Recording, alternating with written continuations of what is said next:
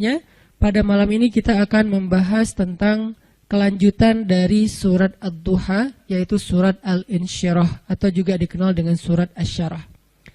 Judulnya memang agak sedikit bebas, yang jelas nanti temanya akan berkaitan dengan surat tersebut tentang gimana caranya biar sesuatu yang bikin kita tadinya nggak rela jadi rela. Gimana caranya kita rela seseorang yang dekatnya dengan kita tapi nikahnya sama orang lain.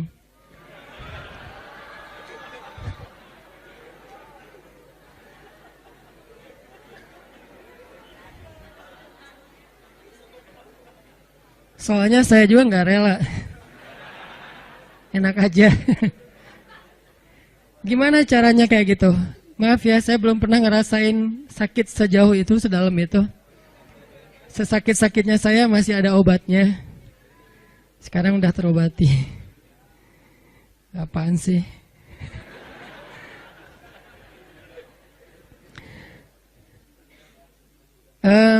Gimana caranya kita bisa rela kalau pas kita berdoa minta sesuatu, Allah malah ngasih kita ujian. Kita lagi getol-getolnya meminta kepada Allah tentang sesuatu yang kita lagi kepengenin banget. Tiba-tiba Allah malah ngasih yang sebaliknya. Gimana caranya biar kita rela kalau kita ditolak dengan bahasa yang lembut? Kalau kita ditolak dengan alasan-alasan yang kadang-kadang nggak masuk akal. Kalau kita ditolak alasannya misalnya kayak kita kayaknya nggak cocok, soalnya hitung-hitungannya nggak dapat misalnya. Atau karena mitos-mitos tertentu, atau orang tuanya kayak nggak sreg gitu sama kita, padahal kita udah berjuang untuk caper-caperan habis-habisan, modalnya juga udah keluar banyak, tapi ditolak. Gimana caranya kita rela atau lega? Gimana biar kita lega? Ini ada nih. Kalau kita ke masjid pakai sendal eger, pulangnya nyeker. Siapa nih? Terus banyak yang jawabannya politik gitu, nggak usah dibaca. Nah, gitu-gitu deh. Ada beberapa yang agak-agak unik. Tapi yang paling unik yang tadi. Kita udah kegeeran banget, dia dekat sama kita, tapi jadiannya sama orang lain. Dan orang lain itu bukan siapa-siapa, teman.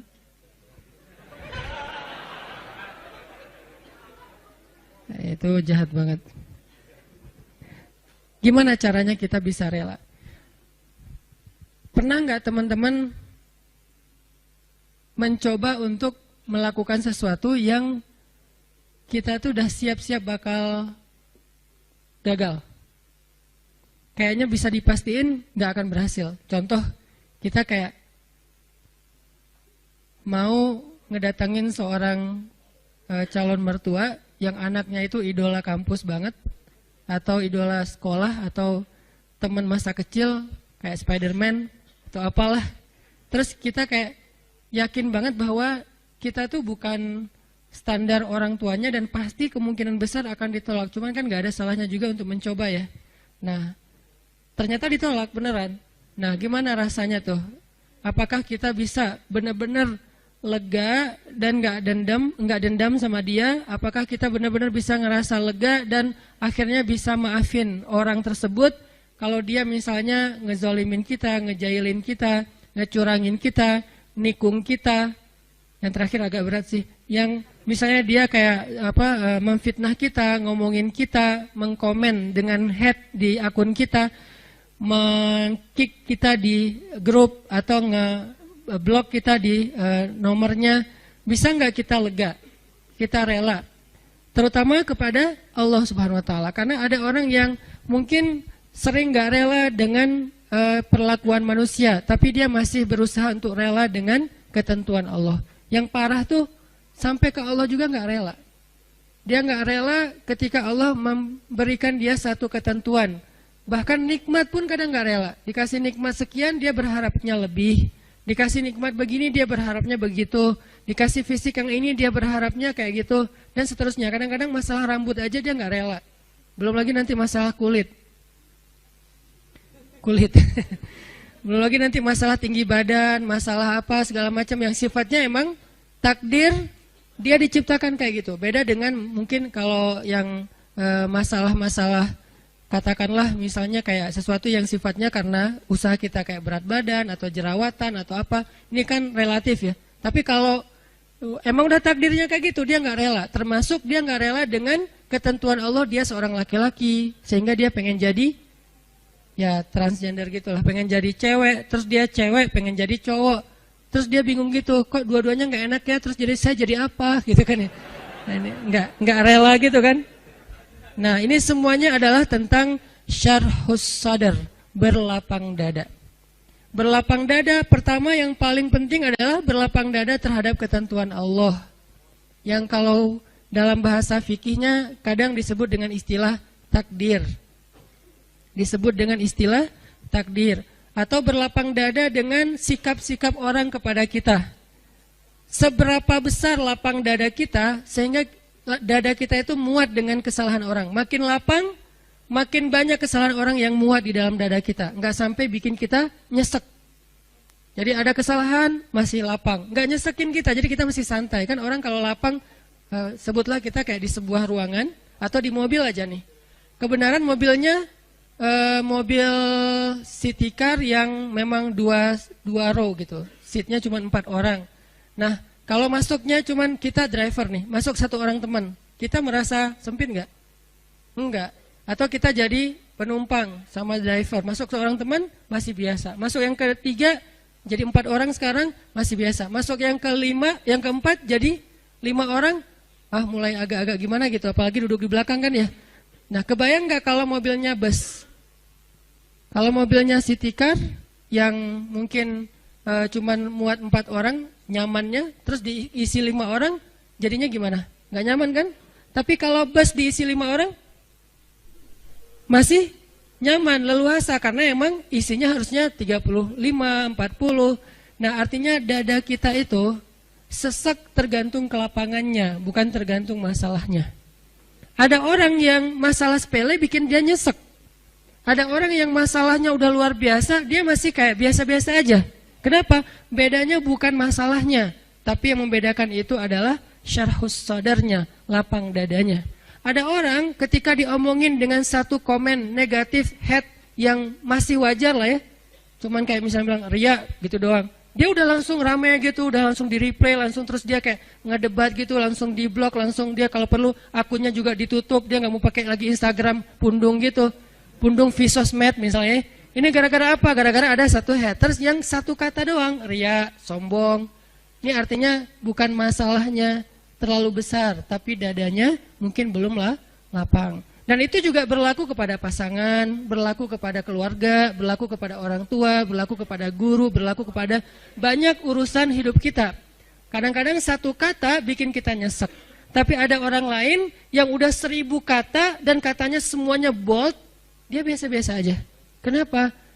Mungkin 2 kemungkinan. Dia orangnya cuek, orang yang nggak mau ngikutin kayak gitu-gitu, dan itu juga bisa jadi buah dari kelapangan dada. Atau kemungkinan kedua adalah dia dadanya emang lapang, hatinya emang lapang.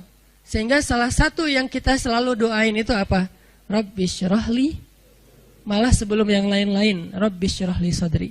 Inilah yang diminta oleh Nabi Musa ketika Nabi Musa diutus kepada Firaun.